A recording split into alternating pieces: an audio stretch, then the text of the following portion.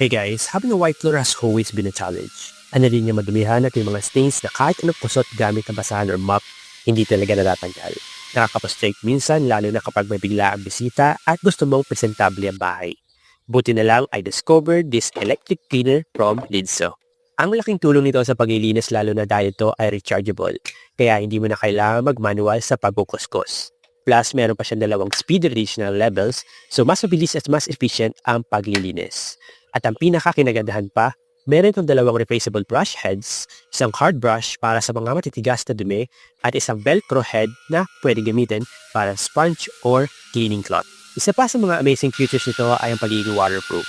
Kaya hindi lang siya pwede gamitin sa floor or wall, kundi pwede rin sa kitchen sink at bathroom floor. Perfect for any part of your home, water resistance, durable, and super sulit gamitin.